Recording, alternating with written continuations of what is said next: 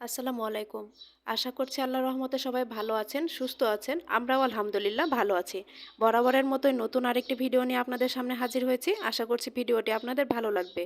এখানে সকালে ঘুম থেকে ওঠার পর আমরা মা মেয়ে মিলে ফ্রেশ হয়ে নিয়েছি। আর আমার মেয়ের জন্য একটা চুলার মধ্যে ডিম সিদ্ধ বসিয়ে এখন চলে এসেছি গাছগুলোতে পানি দিতে। অনেকদিন থেকে গাছগুলোর যত্ন নেওয়া হয় না। এজন্য এক্সট্রা কোনো গাছের আর কি চারা গজিয়েছে গাছগুলোর পাশে, তো সেগুলো একটু পরিষ্কার করে নিচ্ছি। 4-5 দিন আগে এই ধনিয়া পাতার বীজগুলো লাগিয়েছিলাম, আর আজকে সকালে উঠে দেখি যে চারাগুলো খুব ভালোভাবে গজিয়ে গিয়েছে।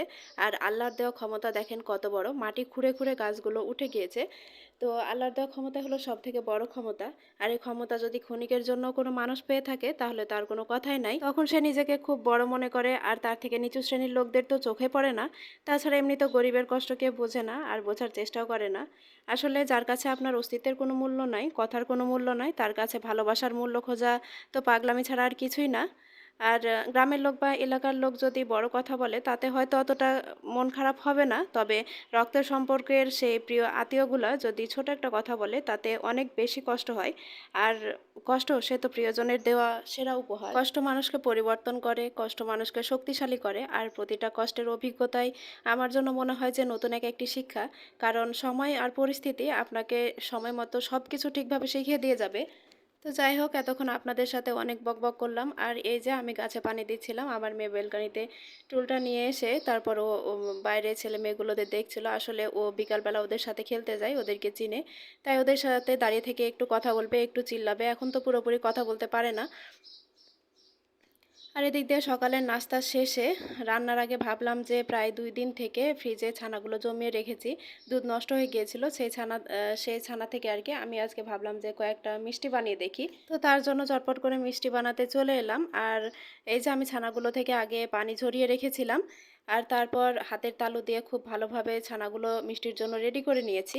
আর মিষ্টি ডোটা তৈরি করার সময় অল্প অল্প করে ময়দা দিয়েছিলাম, আর দিয়েছিলাম বেকিং সোডা। আপনারা বেকিং সোডার পরিবর্তে বেকিং পাউডারটাও অ্যাড করতে পারেন, তবে বেকিং সোডার চাইতে বেকিং পাউডার পরিমাণটা একটু পরিমাণে বেশি দিতে হবে। তো মিষ্টি ডোটা তৈরি হয়ে গেলে আমি খুব সুন্দরভাবে ছোট ছোট করে মিষ্টি তৈরি করে নিয়েছি, কারণ মিষ্টিগুলা তৈরি করার সময় চুলায় যখন জাল বসিয়ে দিই তখন আস্তে আস্তে ফুলে ওঠে। আর এরপর এই তো চিনির শিরা প্রথমে তৈরি করে নিয়ে তারপরে আমি মিষ্টিগুলো একে একে দিয়ে দেবো। এরপর ঢাকনা দিয়ে দেখা যাবে যে মিষ্টিগুলো মানে তৈরি হয়ে গিয়েছে। তো আমি আমার মেয়ের জন্য পরে আর ভিডিওটা সেভাবে নিতে পারিনি। আর এই যে এদিক দিয়ে বিকালবেলা মানহার বাবা অফিস থেকে আসার সময় ডিম নিয়ে এসেছিলো। এখন তো ডিমের দাম অনেকটা বেড়ে গিয়েছে। আর নিয়ে এসেছিলো মানহার জন্য ওটসটা শেষ হয়ে গিয়েছিলো, তো আমি ওকে কুইকার ওটসটাই খাওয়াই।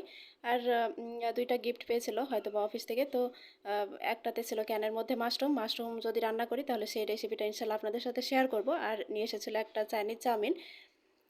তো আজকের ভিডিওটি এ পর্যন্ত। ভিডিওটি কেমন লাগলো, যদি আপনাদের ভালো লেগে থাকে প্লিজ একটা লাইক দিবেন। সবাই ভালো থাকবেন, সুস্থ থাকবেন। আল্লাহ হাফিজ, আসসালামু আলাইকুম।